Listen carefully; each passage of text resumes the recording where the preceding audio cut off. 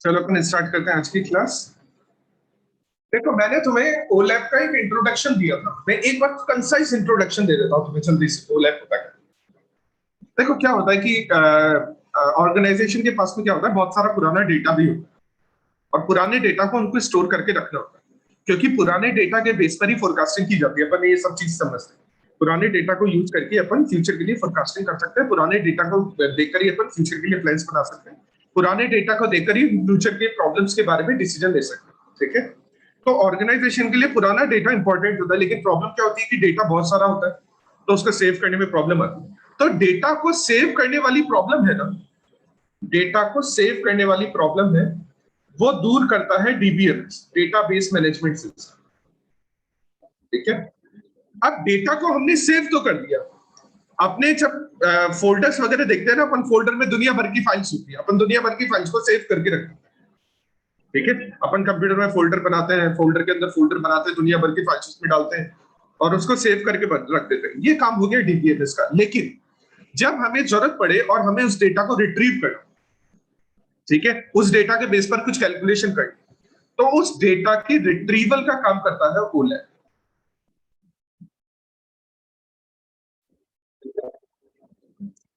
क्योंकि वो अपना क्या है, डेटा को जब आप सेव करते हो तो वो डेटा की फाइल्स वगैरह बना के, अलग अलग तरह की फाइल्स बना के वहां पर रख लेता है और उसको सेव करने का काम, उसको रिट्रीव कर सेव करने का काम तो डीबीएमएस कर देता है। तो डीबीएमएस से अपना काम हो जाता है अगर अपने को सिर्फ डेटा को सेव करना हो। लेकिन उसको कैलकुलेशन के लिए यूज करना, उसको रिट्रीव करना हो, तो उसके लिए अपना काम आता है ओलैप। ठीक है। तो यहाँ पर सबसे पहले अपन आज अपन ओलैप स्टार्ट करें। ठीक है। तो ऑनलाइन एनालिटिकल प्रोसेसिंग, इसे कैटेगरी ओलैप की फुल फॉर्म है, online analytical processing is a category of software technology that enables analysts, manager, and executives to gain insight into data through fast, consistent, and interactive access to a wide variety of possible way of information that has been transformed from raw data. देखो समझ, ओलैप हमारी help करता है insight of data, यानी data को देखने और उसको समझने। किस किस की हेल्प करता है? एनालिस्ट की हेल्प करता है, मैनेजर्स की हेल्प करता है, एग्जीक्यूटिव्स की हेल्प करता है, ताकि वो लोग डेटा को देख सके, डेटा को समझ सके और डेटा से फास्ट, कंसिस्टेंट, इंटरैक्टिव एक्सेस मिलता है ताकि वो वहां से इंफॉर्मेशन को कलेक्ट कर सके। तो ओलैप अपनी इसमें हेल्प करता है। ठीक है। एंड ओलेप सर्वर, अब यहाँ पे बात की है सर्वर की, जिसमें अपन हाइपर क्यूब्स वगैरह पढ़ेंगे, डायमेंशन, मल्टी डायमेंशनल अपन डेटा पढ़ेंगे, समझ रहे। इसको ये थोड़ा सा टेक्निकल है, इसको थोड़ा सा समझना, अपन थोड़ा सा आराम से पढ़ेंगे।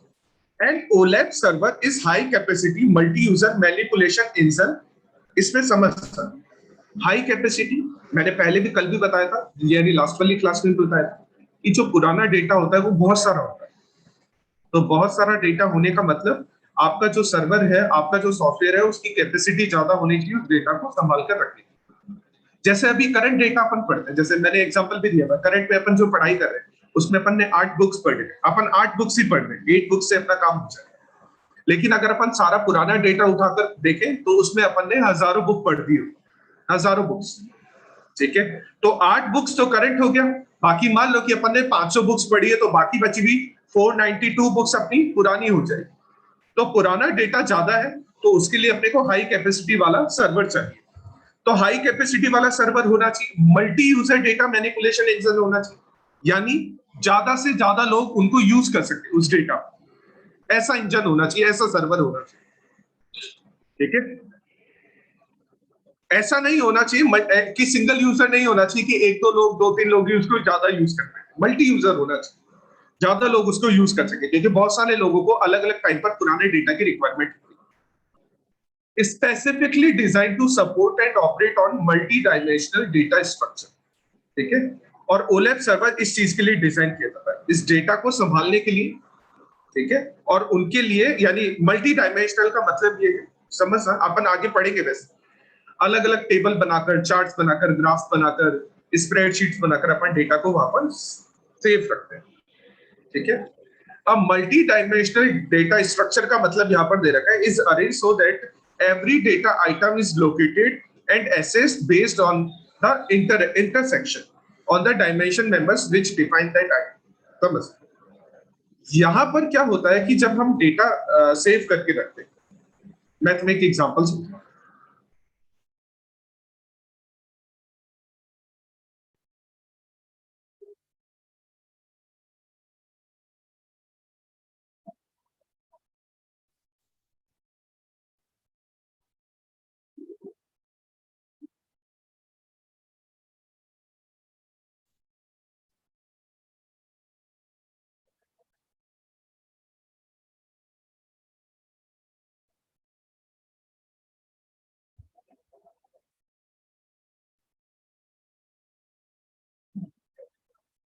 जैसे फॉर एग्जाम्पल समझ लो, फॉर एग्जाम्पल इसको है ना थोड़ा सा वैसे मत लेना कि ऐसा कुछ होता है नहीं। फॉर एग्जाम्पल समझना, जैसे ये डेटा, ठीक है, तो इस डेटा में क्या है, मल्टी डायमेंशनल कैसे हुआ। जैसे यूएस में, मान लो कि यूएस में टोटल 25, ऐसा मान लो कि 25 नई कंपनीज ओपन हुई, ऐसा मान लो 2017 में 25 नई कंपनीज ओपन। जनवरी में 5 कंपनी ओपन हुई, फरवरी में 5 कंपनी ओपन हुई है, मार्च में 5 कंपनी ओपन हुई है, इस तरह से उसका कुछ डेटा यहाँ पर गिवन। अब ये जो डेटा है ना, ये मल्टी डायमेंशनल है, क्योंकि यहाँ पर एक मैट्रिक्स बनाकर दी गई है। तो मैट्रिक्स जब ये मैं 5 की बात करूं या मैं इस 25 की बात करूं, तो इस 25 में दो डेटा है, एक तो यूएसए का है इसमें फैक्टर, और एक 2017 का फैक्टर है। जैसे मैं इस 5 की बात कर रहा हूं, तो इस 5 में भी दो फैक्टर है। इस 5 में ऐसा है कि 5 कंपनी स्टार्ट हुई है यूएसए में जनवरी 2017 के अंदर। तो यहाँ पर 5 है ना, दो अलग अलग डेटा को दो अलग अलग डेटा को प्रेजेंट करता है, और उसका जो प्रेजेंटेशन होता है वो होता है इंटरसेक्शन। इस डेटा का जो प्रेजेंटेशन होता है ना, वो इंटरसेक्शन पर होता है, क्योंकि ये 5 है ना, ये 5, ठीक है, ये 5 जनवरी और यूएसए के इंटरसेक्शन पर आए। ये 5 जो है वो जनवरी और यूएसए के इंटरसेक्शन पर आए, ठीक है। तो इसी तरह से यहां पर दिया हुआ है, a multi-dimensional data structure is arranged so that every data item located, सारे के सारे डेटा उसके अंदर अवेलेबल है और एक्सेस किए जाएंगे बेस्ड ऑन इंटरसेक्शंस। इंटरसेक्शन जहां पर होंगे उसके अकॉर्डिंग वो एसेस किए जाएंगे। तो जैसे मान लो अपने को ये पूछना है, मैं तुम्हें ये पूछता हूं कि अप्रैल अप्रैल में जापान में कितनी नई कंपनी ओपन हुई है, तो तुम कितनी कंपनी के बारे में बोलोगे कि जापान में अप्रैल में कितनी कंपनीज ओपन, नई कंपनी, तो तुम बोलोगे 5। कैसे पता लगाया तुमने 5? तुमने अप्रैल और जापान के इंटरसेक्शन से पता लगाया। जैसे मैं बोलता हूं कि मार्च में इटली में कितनी नई कंपनीज ओपन हुई, मार्च 2017 में इटली में कितनी नई कंपनीज ओपन हुई, तो तुम इसका क्या आंसर दोगे?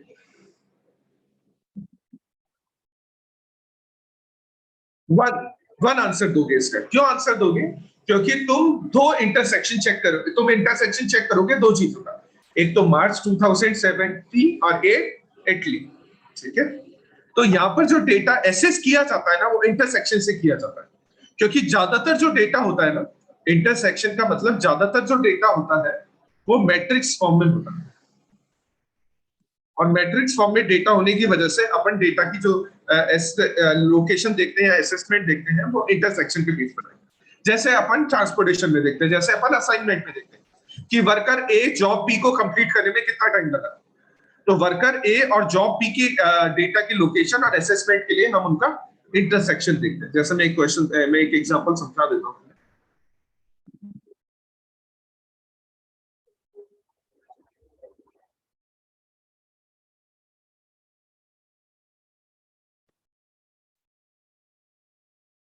जैसे प्लांट लेआउट का क्वेश्चन है, अपन इस पर थोड़ा सा देखें कि ए और बी के बीच में कितने इंटरसेक्शन हो रहे हैं।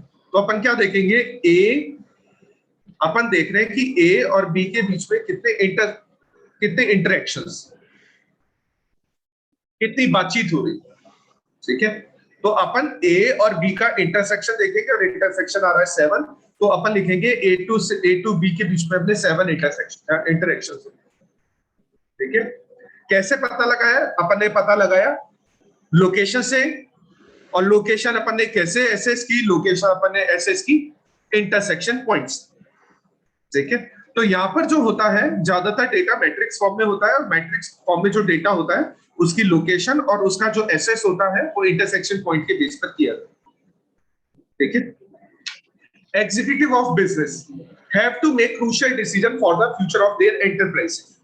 मैंने अभी अभी बात की थी कि अगर आपको फ्यूचर के बारे में फोरकास्टिंग करनी है, तो फोरकास्टिंग करने के लिए आपको पुराने डेटा की रिक्वायरमेंट रहेगी, तो ओलैप सर्वर उसमें अपनी बहुत हेल्प करता है।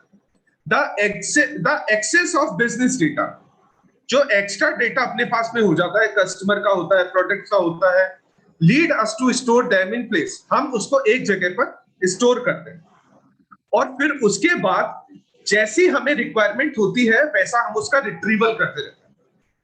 और ये सारा काम किसका है? ये सारा काम ओलैप का। ठीक है, अब आगे तुम पढ़ोगे तो यहां पर लिखा हुआ है database solve the part of one part of the problem. अपना जो पहला पार्ट है कि जो स्टोरेज वाला है, तो स्टोरेज वाली प्रॉब्लम को कौन दूर कर देता है? स्टोरेज वाली प्रॉब्लम को दूर कर देता है डेटाबेस। तो retrieve the appropriate information from the business data a variety of tools. और रिट्रीवल के लिए अलग अलग तरह के टूल्स यूज किए जाते हैं, अलग अलग तरह की टेक्नोलॉजी यूज की जाती है। ठीक है, और अलग अलग तरह के मैथमेटिकल और स्टैटिस्टिकल ऑपरेशन यूज किए जाते हैं। ये है ओलैप। ठीक है, ये पैराग्राफ बेसिकली ये बोलना चाह रहा है कि अगर अपने को फ्यूचर के लिए फ्यूचर में कंपनी के लिए कुछ डिसीजन लेना है तो उसमें अपने को पास्ट डेटा की रिक्वायरमेंट होती है। और पास्ट में अपन ज्यादातर जो डेटा है ना वो स्टोर करके रखते हैं और उनको रिक्वायर होने पर उनको रिट्रीव करते हैं। अब जो स्टोरेज वाली प्रॉब्लम है वो तो डेटाबेस दूर कर देगा, लेकिन जो रिट्रीवल वाली प्रॉब्लम है उसके लिए आपको अलग अलग टूल्स टेक्निक यूज करने पड़ेंगे, मैथमेटिकल स्टैटिस्टिकल ऑपरेशन यूज करने पड़ेंगे। और इसके लिए कौन काम आएगा? इसके लिए काम आएगा ओलैप। ठीक है, आगे क्वेश्चन में गिवन है the core of any OLAP system is an OLAP cube. OLAP का जो डेटा होता है ना वो सारा का सारा डेटा ओलैप क्यूब में सेव होता है। इस ओलैप क्यूब को मल्टी डायमेंशनल क्यूब और हाइपर क्यूब भी बोलते हैं। कल मैंने तुम्हें यानी लास्ट वाली क्लास में तुम्हें बताया था हाइपर क्यूब के बारे में। क्यूब के अंदर क्यूब, उसके अंदर क्यूब, उसके अंदर क्यूब, क्यूब के अंदर क्यूब चलते रहते हैं। ठीक है, तो जो ओलैप सिस्टम में जो डेटा स्टोर किया जाता है फिर ताकि उसको रिट्रीव किया जा सके, तो वो डेटा वहां पर स्टोर किया जाता है टेबल ग्राफ चार्ट्स के फॉर्म में। और वो स्टोर किया जाता है एक क्यूब के अंदर और उस क्यूब को बोला जाता है ओलैप क्यूब, या उसको बोला जाता है मल्टी डायमेंशनल क्यूब, या उसको बोला जाता है हाइपर क्यूब। आगे दे रखा है कि उस हाइपर क्यूब के अंदर न्यूमेरिकल डेटा। ठीक है, उस हाइपर क्यूब के अंदर न्यूमेरिकल डेटा होता है और उस न्यूमेरिकल डेटा को कहा जाता है मेजर। ठीक है, हाइपर क्यूब से होती है उनमें न्यूमेरिकल डेटा होता है, न्यूमेरिकल डेटा को कहा जाता है मेजर।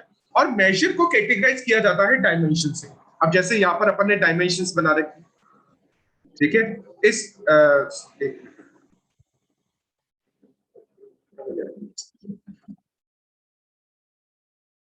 देखो ये मैथमेटिकल डेटा है 25 35 5 5 5 5 0 1, ये तो सारा मेजर हो गया। और यहां पर अपन ने डायमेंशंस बना रखी है। डायमेंशंस देखो, यूएस की यूएस का डेटा हमने ऐसा वर्टिकली लिख रखा है, जनवरी का डेटा हमने ऐसे हॉरिजॉन्टली लिख रखा है, तो अलग अलग तरह की डायमेंशंस बना रखी है। तो ये पॉइंट ये बोल रहा है कि न्यूमेरिकल जो फैक्ट होते हैं जिनको अपन मेजर्स बोलते हैं उनको वहां पे कैटेगराइज किया जाता है डायमेंशंस। और the measure of placed at the intersection, और जहां पर भी इंटरसेक्शन होता है हाइपर क्यूब में, ठीक है, उसको कहा जाता है वेक्टर स्पेस। जहां पर भी इंटरसेक्शन होता है हाइपर क्यूब के अंदर तो उसको कहा जाता है वेक्टर स्पेस। अच्छा, मेरे को एक चीज बता, तुम लोगों ने एटलीस्ट 10th क्लास तक मैथमेटिक्स पढ़ रखी, तो तुम लोगों ने वेक्टर स्पेस के बारे में भी पढ़ा हो। तो कोई भी स्टूडेंट मेरे को बता सकता है कि वेक्टर स्पेस क्या है? कोई भी स्टूडेंट, तुम्हें होनी चाहिए इन चीजों के बारे में।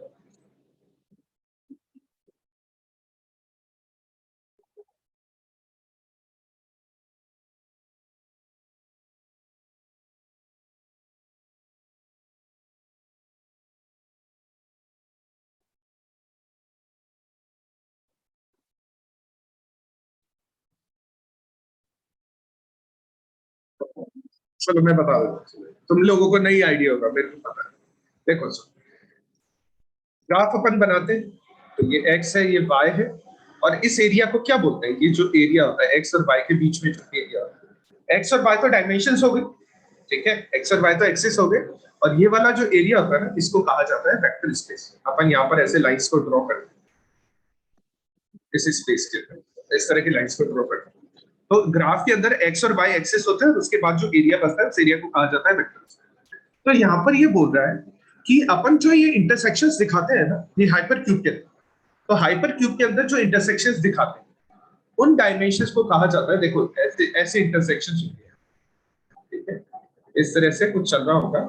ठीक है, इस तरह के इंटरसेक्शंस भी बन रहे होंगे, जैसे यहाँ पे इंटरसेक्शन है, यहाँ पे इंटरसेक्शन है, इस तरह से इंटरसेक्शंस बन रहे हैं।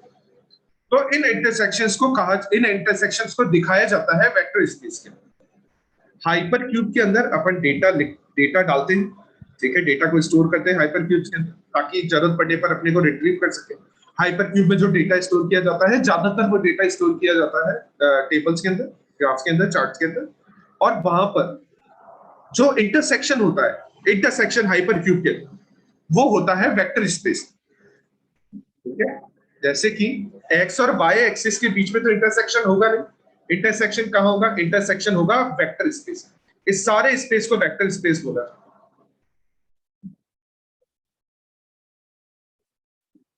अच्छा, अब ये थोड़ा सा टेक्निकल हो रहा है, इसलिए हो सकता है कि तुम्हें ऐसा लग रहा हो कि समझ में नहीं आ रहा क्या चल रहा है। मैं दोबारा समझा देता हूँ। ओलेप सिस्टम का जो कोर होता है उसको ओलेप क्यूब कहा जाता है, उसको मल्टी डायमेंशनल क्यूब कहा जाता है, उसको हाइपर क्यूब कहा जाता है। उसमें डेटा न्यूमेरिक फॉर्म में रखे जाता है, उस डेटा को मेजर कहा जाता है, और डेटा को मेजर कर डेटा वहां पे कैटेगराइज करने के लिए डायमेंशन यूज किए जाते हैं। जैसे अपन ने टेबल बात करें तो टेबल 2 डायमेंशनल होती है, ठीक है। ग्राफ की बात करें तो ग्राफ भी 2 डायमेंशनल होता है, ठीक है। अच्छा, उसके बाद वहां पर अपन हाइपर क्यूब के अंदर डेटा को मेजर करते हैं इंटरसेक्शंस पर। उन इंटरसेक्शन जहां पर डेटा को मेजर किया जाता है, वो इंटरसेक्शन जहां पर पाए जाते हैं, उस एरिया को कहा जाता है वेक्टर स्पेस, ठीक है। The usual interface to manipulate an OLAP cube is matrix interface. मैंने तुम्हें बताया कि ज्यादातर जो ओलैप में डेटा होता है वो मैट्रिक्स में होता है, जिनको हम पाइवट टेबल या स्प्रेडशीट प्रोग्राम्स भी बोलते हैं। और स्प्रेडशीट तुम्हें पता है कहां पर यूज किया जाता है? वर्ड स्प्रेडशीट वर्ड यूज किया जाता है एमएस एक्सेल में। और एमएस एक्सेल में अगर तुमने डेटा देखा होगा तो वो मैट्रिक्स फॉर्म में होता है, वहां पर रोज कॉलम्स होते हैं और वहां पर अपन डेटा को फिल करते हैं। वहां पर तुमने पढ़ा होगा स्प्रेडशीट, ठीक है। तो ओलेप क्यूब के अंदर जो डेटा वहां पर मैनिपुलेट किया जाता है या डेटा को स्टोर किया जाता है या रिट्रीव किया जाता है, उसके लिए वहां पर टेबल बनाई जाती है, स्प्रेडशीट्स टाइप की टेबल, ठीक है। और वहां पर अपन ऑपरेशंस करके उनको कैलकुलेट, इनको रिट्रीव कर सकते, ठीक है। नेक्स्ट है the cube Meta data typically created from A star scheme और स्नोफ्लैक स्कीम, ठीक है। स्टार स्कीमा, स्नोफ्लैक स्कीमा को समझने, वैसे मैंने लास्ट क्लास में तुम्हें समझा दिया, लेकिन स्टार स्कीमा क्या होता है? जैसे अपन ने एक क्यूब बना दिया, ठीक है। वैसे क्यूब ऐसा नहीं होता, क्यूब बनाने के लिए अपने को ऐसे और बनाना, क्यूब कैसे होता है? क्यूब बनाना ही होता है ऐसे,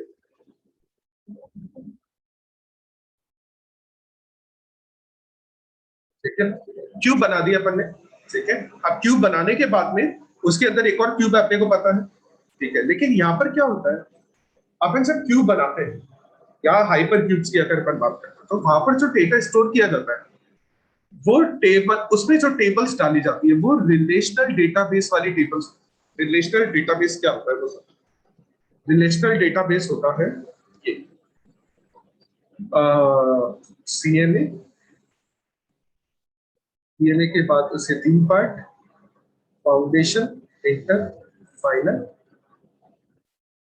फाउंडेशन में 4 subject, maths, stats, accounts, costing, उसके बाद मैनेजमेंट इको और एक लॉ। उसके बाद मैथ्स स्टैट्स में 2 पार्ट, मैथ्स और स्टैट्स। फिर मैथ्स में बहुत सारे पार्ट्स, वैसे 2 पार्ट अलजेब्रा और अर्थमेटिक, ठीक है। उसके बाद अलजेब्रा में बहुत सारे पार्ट, अर्थमेटिक में बहुत सारे। यानी अपन, तो अपन इस तरह से डेटा को प्रेजेंट करते हैं ना, इस तरह से अपन इस तरह से डेटा को प्रेजेंट करते हैं। इस तरह से डेटा का जब प्रेजेंटेशन किया जाता है तो उसको रिलेशनल डेटाबेस बोला जाता है,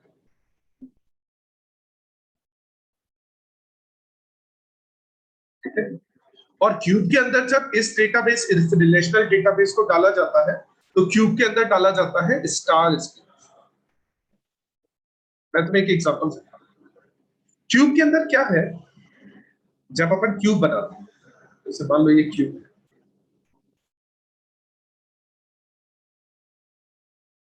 और इसमें यहाँ पर ये पॉइंट है, यहाँ पर इंटरसेक्शन हो रहा है, यहाँ पर इंटरसेक्शन हो रहा है, यहाँ पर इंटरसेक्शन हो रहा है, यहाँ पर इंटरसेक्शन हो रहा है। फिर इसके बाहर एक और क्यूब बनेगा तो यहाँ पर इंटरसेक्शन होगा, ठीक है। तो यहाँ पर इंटरसेक्शन पर जब डेटा, इंटरसेक्शन पर अपन डेटा प्रेजेंट करता है, अपन नहीं पढ़ा, और इंटरसेक्शन पर न्यूमेरिक डेटाबेस प्रेजेंट करते हैं। तो इंटरसेक्शन पर जब डेटाबेस प्रेजेंट किया जाता है, इंटरसेक्शन, ठीक है, तो इंटरसेक्शन पर डेटाबेस प्रेजेंट करने के कारण देखो यहाँ पर देखो इस तरह से आगे एक और क्यूब बनेगा क्योंकि हाइपर क्यूब है, एक और क्यूब बनेगा हाइपर क्यूब, ठीक है। तो यहाँ पर जो डेटा की फॉर्मेशन होगी ना वो एक तरह से स्टार स्कीमा जैसी फॉर्मेशन होगी, और स्टार स्कीमा क्या होती है ये भी मैं तुम्हें दिखा देता हूँ।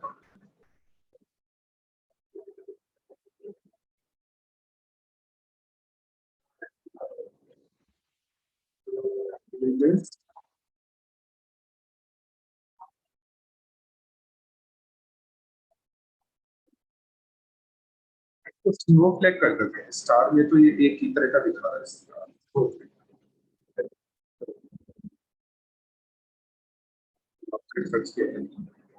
स्नोफ्लेक ये तरह, ये देखो ये बात, ठीक है।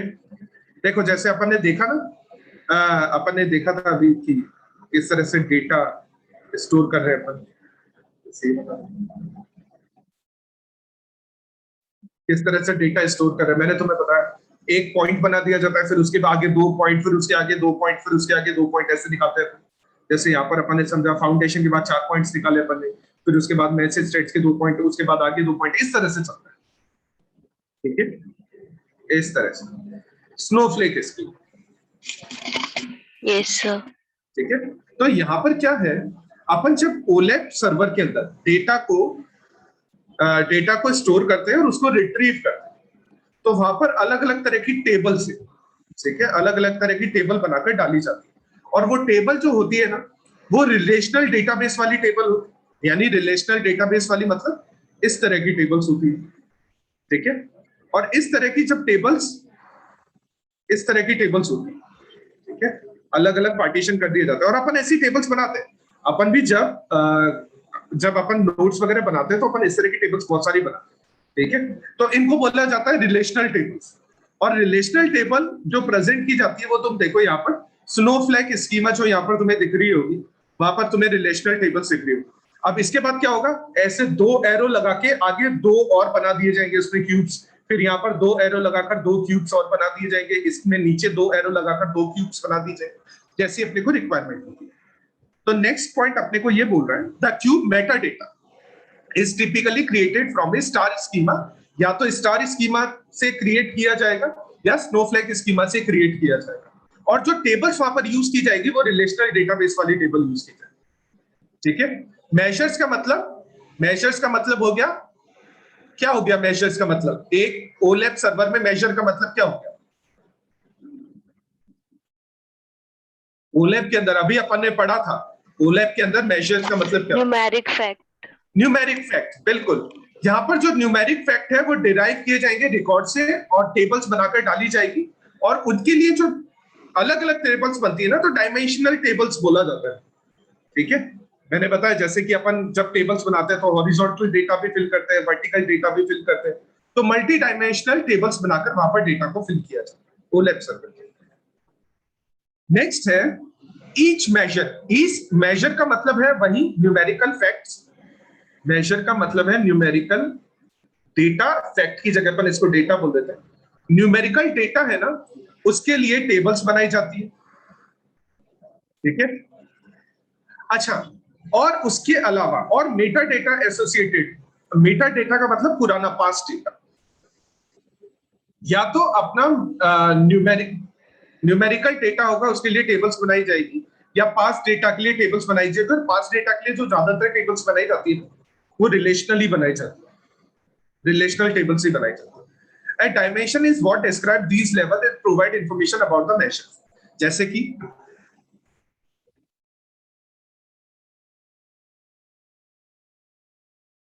न्यूमेरिक फैक्ट हो गया 5, इस 5 को प्रेजेंट करने के लिए दो डायमेंशन है, जनवरी वाला डायमेंशन और यूएस वाला डायमेंशन। तो मल्टी डायमेंशनल व्यू से अपन यहां पर न्यूमेरिक डेटा को या मेटा डेटा को प्रेजेंट कर ओलेप सर्वर के अंदर, ठीक है। A simple example would be a cube that contains stored cells of a measure and date time as a dimension, ठीक है। आपने स्टोर में जितनी भी सेल हुई है उसको आपने सेव कर रखा है और उसके साथ डेट टाइम भी डाल रखा है, ताकि आप डेट और टाइम के बेस पर उसको रिट्रीव कर सको। जैसे कि समझ सकते, मेरे को तुम्हें यहाँ पर MIS का रिवीजन करना, डेटा यहाँ पर बहुत सारा है, यहाँ पर तो चलो 57 पेजेस है, मान लो यहाँ पर 5700 पेजेस हो और मेरे को तुम्हें MIS का रिवीजन करवाना होगा, तो ध्यान रखना मैं क्या कर रहा हूँ, डेटा को रिट्रीव करने के लिए देखो मैं इंफॉर्मेशन यहाँ पर फिल कर रहा हूँ MIS, डेटा को रिट्रीव करने के लिए मैं MIS वाली इंफॉर्मेशन यहाँ पर फिल कर रहा हूँ, ठीक है। और मैंने क्या किया, एक हॉरिजॉन्टल रो थी यहाँ पर, एक हॉरिजॉन्टल रो बनी, जैसे ही मैंने सर्च पर क्लिक किया, सर्च पर क्लिक करते एक हॉरिजॉन्टल रो बनी, इस हॉरिजॉन्टल रो में मैंने MIS लिखा और MIS को मैंने सर्च करना स्टार्ट कर दिया और MIS मेरे को मिल गया। मतलब यहाँ पर ये हुआ कि OLAP सर्वर के अंदर अपन डेटा स्टोर करते हैं या डेटा को जब अपन रिट्रीव करते हैं तो डायमेंशनल डेटा को रिट्रीव किया जाता है, और रिट्रीव करने के लिए जैसे अपन ने यहाँ पर डेटा को स्टोर कर दिया, सेल्स के डेटा को स्टोर कर दिया, और उसके रिट्रीव करने के लिए अपन ने डेट और टाइम की डायमेंशन डाल दी।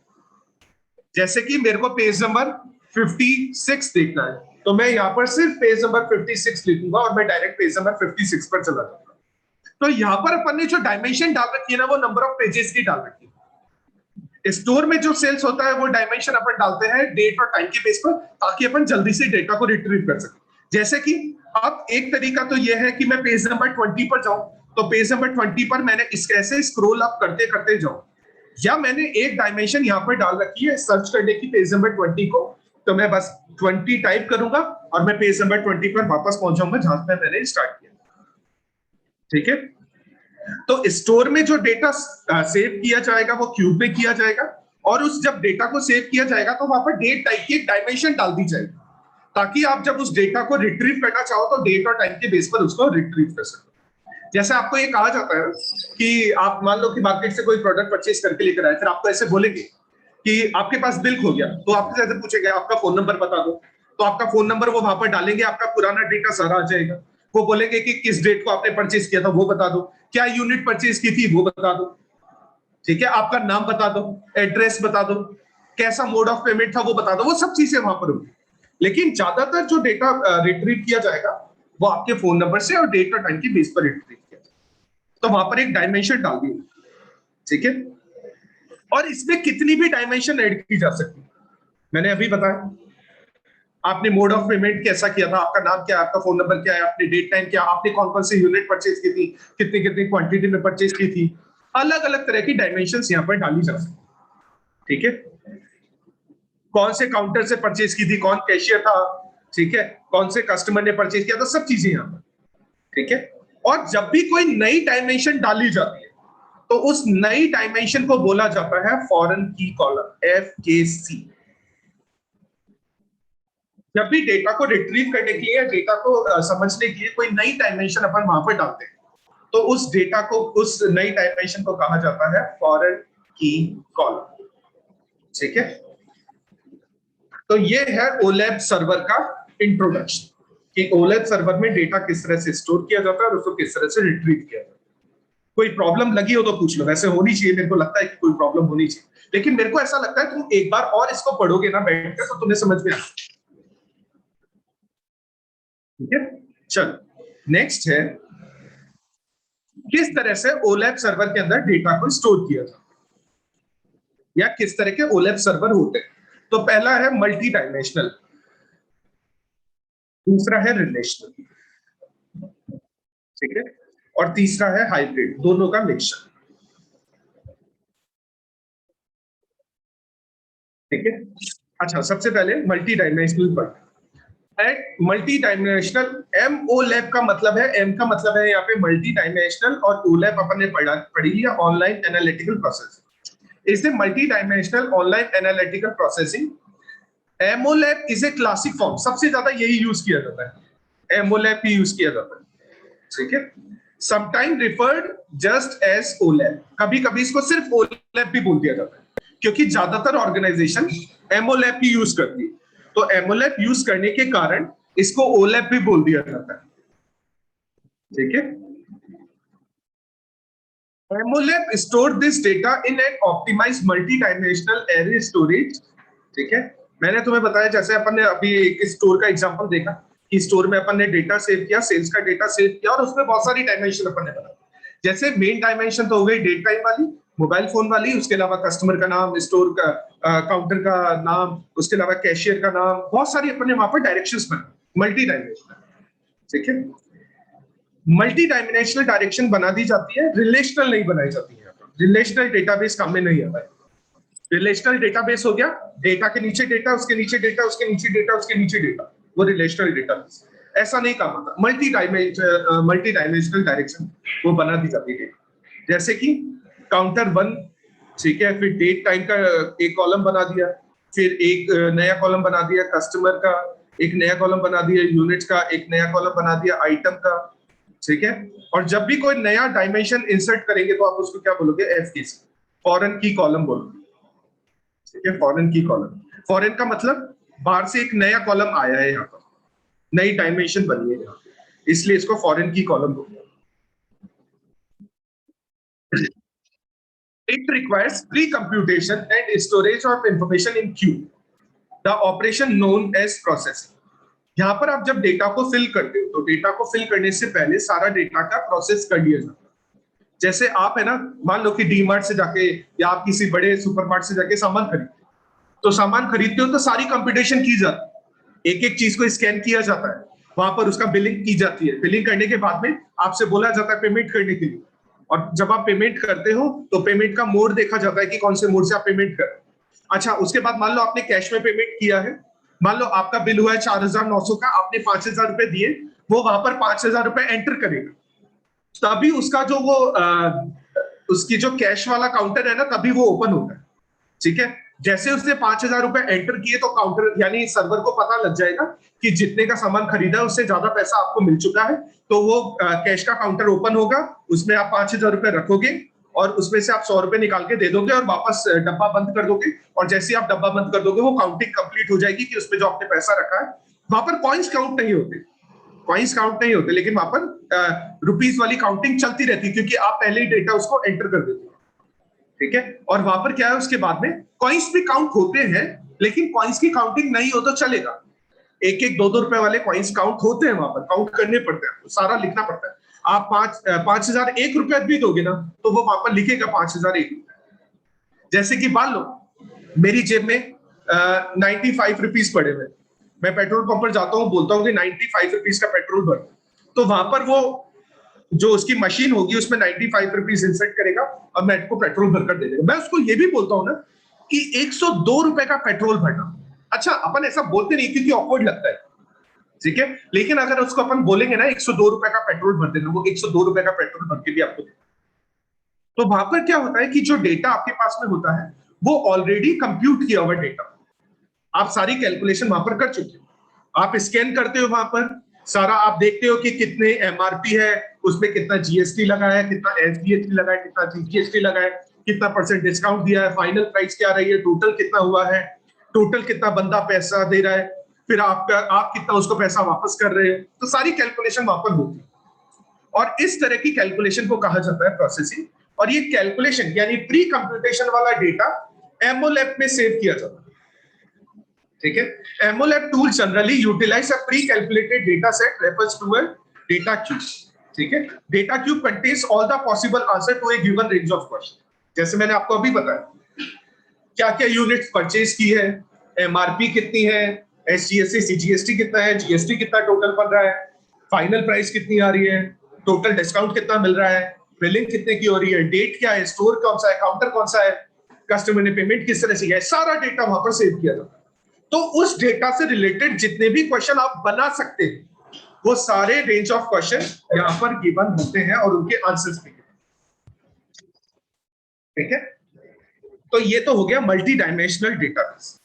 अच्छा, रिलेशनल डेटाबेस जो होता है वहां पर जो डेटा स्टोर किया जाता है वो स्कीमा डिजाइन से स्टोर किया जाता है। मैंने अभी आपको 2 स्कीमा बताया, या तो आप स्टार से करोगे या फिर आप स्नोफ्लेक से करोगे। ठीक है, जैसे कि आप है ना रिलेशनल डेटाबेस में आपको एक एग्जांपल है, रिलेशनल डेटाबेस आप यूज करते हो कॉस्टिंग अकाउंट, आप एक टेबल बनाते हो, उस टेबल में आप कुछ वैल्यू को रेफर करते हो किसी दूसरी टेबल से, आप बनाते हो ना वर्किंग नोट नीचे बनाते हो फंड फ्लो कैश फ्लो के अंदर, फिर वर्किंग नोट बना के आप रेफर करते हो कि ये वाली वैल्यू सेकंड टेबल से आई है, वर्किंग नोट की सेकंड टेबल से आई है, ये वाली वैल्यू वर्किंग नोट की थर्ड टेबल से आई है, आप रेफर कर दो, तो उसको बोला जाता है रिलेशनल डेटा।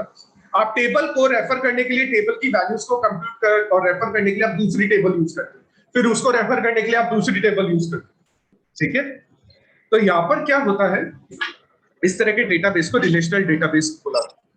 यहां पर जो डेटा होता है वो भी टेबल्स की फॉर्म में अरेंज किया जाता है और नई टेबल बनाई जाती है पुरानी इंफॉर्मेशन को होल्ड करके, ठीक है। जैसे कि मान लो आप एक फंड फ्लो कैश फ्लो की टेबल बना रहे हो, उस टेबल में जो आप डेटा कैलकुलेट करने वाले हो या वहां पर डेटा जो भी फिल करने वाले हो, उनके लिए आप नई नई टेबल्स बनाते रहते हो और उसके बेस पर आप पुरानी वाली जो आपकी फंड फ्लो कैश फ्लो की टेबल होती है उसमें आप डेटा स्टोर करते रहते हो, ठीक है। तो यहाँ पर जो यूज किया जाता है वो स्कीमा डिजाइन यूज किया जाता है इन सब चीजों में। This methodology relies on manipulating the data based on data stored in relational database to give the appearance of traditional OLAP slicing and dicing functional। मतलब यहां पर समझो, स्लाइस और डाइस का मतलब होता है काटना पीटना, ठीक है। यहां पर क्या किया जाता है, जो पुराना वाला डेटाबेस होता है जिसको अपन मल्टी डायमेंशनल ओलैप बोलते हैं, एमओलैप बोलते हैं जिसको, आरओलैप में क्या किया जाता है, आरओलैप में जो अपना पुराना वाला डेटा होता है उसको काट छाट कर रिलेशनल टेबल्स में डाल दिया जाता है। और रिलेशनल टेबल्स में, यानी ध्यान रखना, आरओलैप बनाना है लेकिन आरओलैप बनाने के लिए एमओलैप यूज किया जाता है। एमओलैप में सीधा सीधा अपने को डेटा गिवन होता है मल्टी डायमेंशनल फॉर्म के अंदर, जब भी नई डायमेंशन आती है तो उसको अपन फॉरेन की कॉलम बोल देते हैं और वहां पर डेटा को रिट्रीव करना ज्यादा आसान होता है। लेकिन वहां पर क्या किया जाता है, उस डेटा को फर्दर कैलकुलेशन करने के लिए या उस डेटा को रिलेशनल डेटाबेस में अरेंज करने के लिए आप उस डेटा को काट छाट कर यूज कर। मैं आपको एक एग्जांपल दूंगा, जैसे आप जब फंड फ्लो का क्वेश्चन पढ़ते हो, जब आप फंड फ्लो का क्वेश्चन पढ़ते हो तो क्वेश्चन के अंदर आपको जो टेबल्स गिवन हो वो टेबल्स गिवन होगी एमओलैप। उन टेबल्स को काट छाट कर रिलेवेंट इंफॉर्मेशन को यूज करके आप नई नई टेबल्स बनाओ, उन नई नई टेबल्स को कहा जाएगा आरओलैप। अच्छा, नई नई टेबल से बनाई जाती है तो आप पर्टिकुलर डिजाइन यूज करते हो, आप एक टेबल एक फॉर्मेट बनाते हो। आपने फंड फ्लो का एक फॉर्मेट बनाया, फिर आपने उसके नीचे वर्किंग नोट बनाए, उसके नीचे आप कैलकुलेशन करते हो, अलग अलग चीजों की कैलकुलेशन करते हो, फिर आप टेबल 1 से वैल्यू रेफर करके पहले वाली टेबल में लिखते हो, फिर आप टेबल 2 से वैल्यू रेफर करके पहले वाली टेबल में लिखते हो। और जो भी आप नए नए वर्किंग नोट, जो भी नई नई टेबल्स बना रहे हो, उनके लिए कौन सा डेटा यूज करो, उनके लिए आप डेटा यूज करो क्वेश्चन में गिवन, और क्वेश्चन में गिवन डेटा को अपन बोलेंगे एमओलैप, ठीक है। तो यहां पर क्या किया जाता है, आरओलैप के अंदर नए तरह के रिलेशनल टेबल्स बनाई जाती है जिनको अपन स्कीमा डिजाइन भी बोलते हैं। ये स्कीमा डिजाइन जो बनाई जाती है, इनमें जो डेटा यूज किया जाता है वो डेटा यूज किया जाता है एमओलैप का, और एमओलैप के डेटा को काट छाट कर ही यूज किया जाता है यहां पर। अच्छा, in essence each action of slicing and dicing is equivalent to adding a where।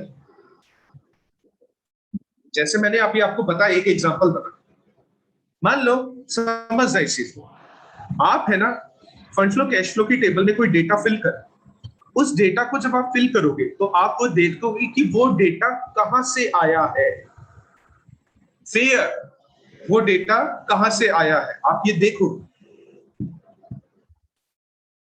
ठीक है। जैसे कि आप फाइनल अकाउंट्स बनाओ, जैसे कि आप बैलेंस शीट बनाओ, तो आप वहां पर बैलेंस शीट बनाते टाइम क्या करते हो, आप डेटा कलेक्ट करते हो, इंफॉर्मेशन कलेक्ट करते हो और उसको एक टेबल में अरेंज करते हो।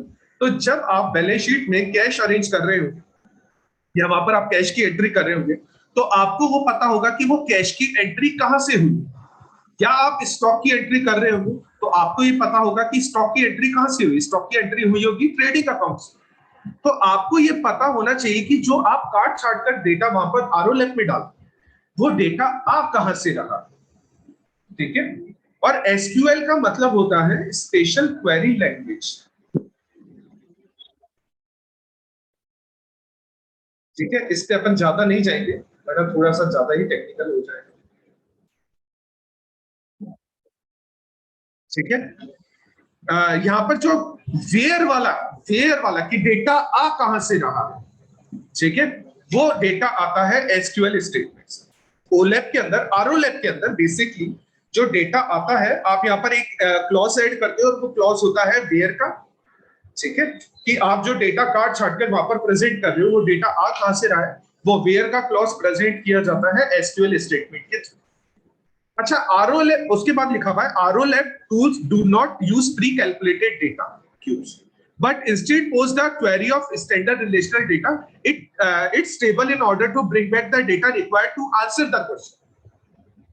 ठीक है, आरओलैप एग्जैक्टली है ना, डेटा क्यूब्स को यूज नहीं करता। जैसे अपन क्वेश्चन को एग्जैक्टली वापस से नोट डाउन नहीं करते, अपन क्वेश्चन में से जो भी काम की चीजें है ना उनको छांटना स्टार्ट कर देते कैलकुलेशन करने के लिए या सॉल्यूशन करने, ठीक है। तो आरओलैप क्या करता है, आरओलैप पूरे के पूरे प्री कैलकुलेटेड डेटा को यानी क्वेश्चन को यूज नहीं कर रहा है, वो क्या कर रहा है, आंसर निकालने के लिए जो भी डेटा रिक्वायर्ड है उस डेटा को यूज करें, ठीक है।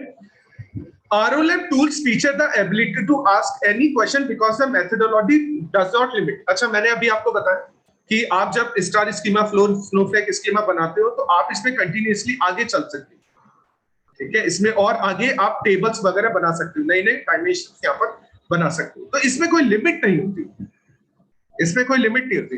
एमओलैप में भी कोई लिमिट नहीं होती, आप नए नए कॉलम्स ऐड कर सकते हो वहां पर, तो एमओलैप में भी कोई लिमिट नहीं होती, आरओलैप में भी कोई लिमिट नहीं होती। तो आरओलैप है ना, एक ही क्वेश्चन के आंसर बहुत सारे अलग अलग तरीके से दे सकते हैं, क्योंकि वहां पर अलग अलग तरह की क्यूब्स को यूज किया जाता है जिनकी कोई लिमिट नहीं, ठीक है।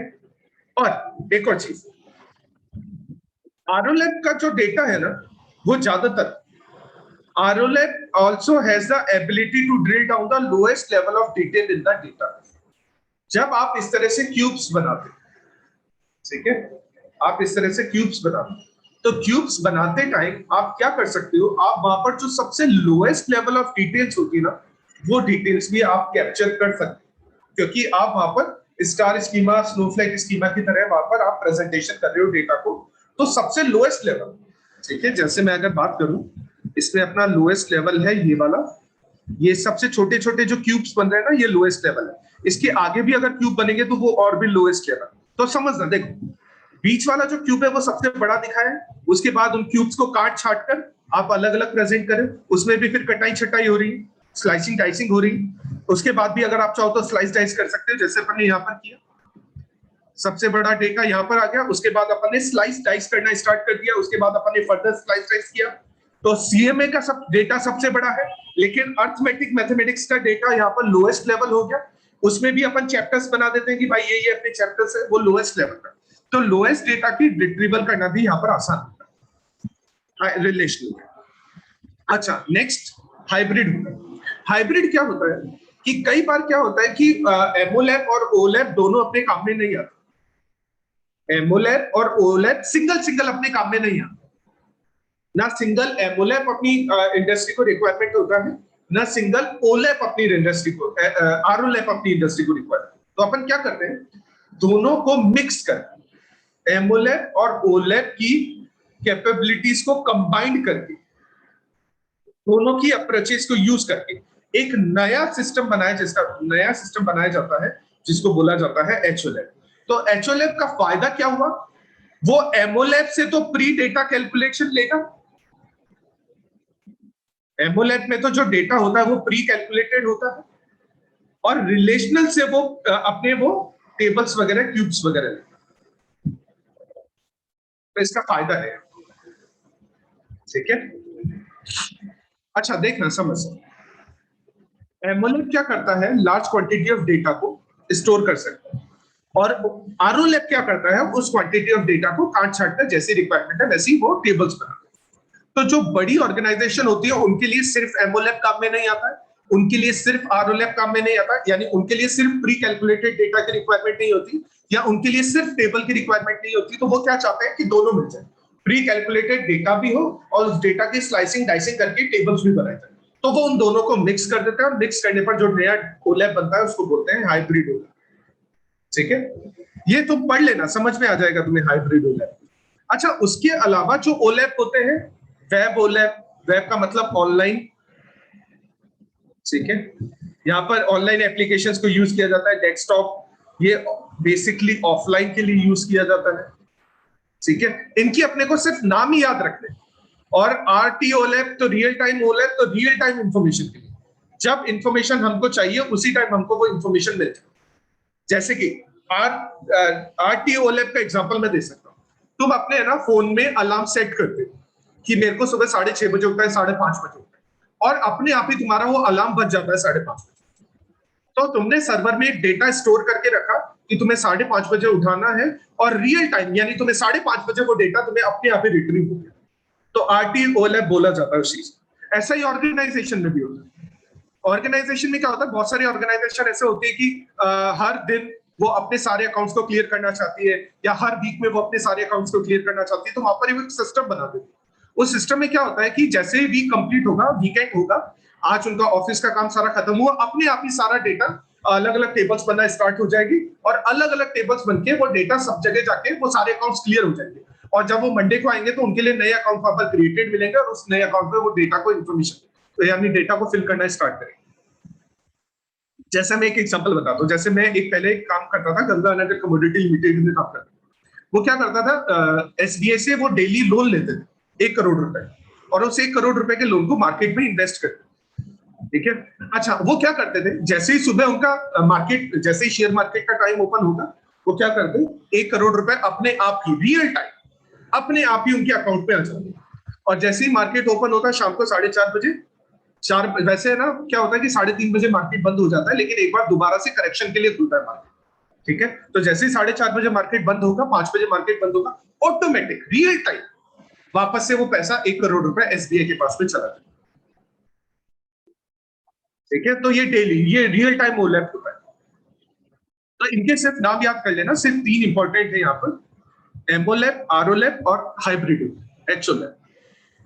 अच्छा, कोई प्रॉब्लम लगी हो, वैसे मेरे को ऐसा लगता है कि जब तुम पढ़ोगे इन चीजों को, तो तुम्हें इन चीजों के बारे में समझ में आ जाएगा कि एक्चुअल में अपन क्या पढ़।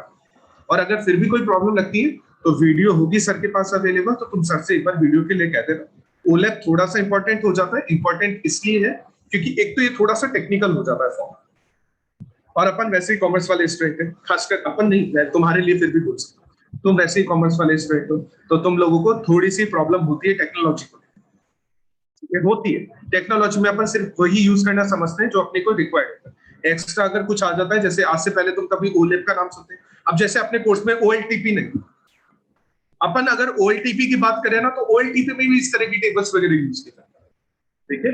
तो अपने ओएलटीपी नहीं है, तो अगर मैं तुमसे बोलूं कि चलो बताओ ओएलटीपी में जो डेटा की स्कीमा बनाई जाती है वो किस तरह की स्कीमा बनाई, तुम्हें नहीं पता, क्योंकि अपन को टेक्नोलॉजी से इतना ज्यादा लेना देना। तो अब एक काम करना है तुम्हें, अपन आज इतना ही पढ़ते हैं, ओलैप ही पढ़े अपन आज। तो ओलैप तुम पढ़ोगे, कोई प्रॉब्लम आएगी कल तुम मेरे से प्रॉब्लम डिस्कस करोगे, अगर कोई प्रॉब्लम नहीं आती है तो अपन कंटिन्यू करेंगे। जैसे अपन ने देखो एमआरपी नहीं पढ़ा था, ईआरपी अपन ने पढ़ लिया था पहले, ठीक है। तो एमआरपी 1 और एमआरपी 2 कल अपन कंप्लीट कर देंगे, और फिर टीपीएम 1 दिन लगेगा और टीक्यूएम 1 दिन लगेगा, तो 5-6 दिन लग जाएंगे इस चैप्टर में। तो फिलहाल नेक्स्ट वीक में इस पूरा वीक लगेगा इस चैप्टर, ठीक है। तो चलो आज के लिए इतना काफी है, कोई प्रॉब्लम हो तो नेक्स्ट क्लास में अपन डिस्कस करेंगे। अच्छा, अभी तुम्हारी इसी आईडी पर क्लास कंटिन्यू रहेगी क्या? तब तो मैं किसी को होस्ट बनाकर लीव कर। यस सर, इसी आईडी पे है। चलो, तो एक काम करता हूँ मैं, किसी को होस्ट बनाकर लीव कर दूँ। ध्यान रखना सब लोग अपना, और कोई प्रॉब्लम आए तो अपन नेक्स्ट क्लास में इसको डिस्कस करेंगे, ठीक है। पढ़कर देखना।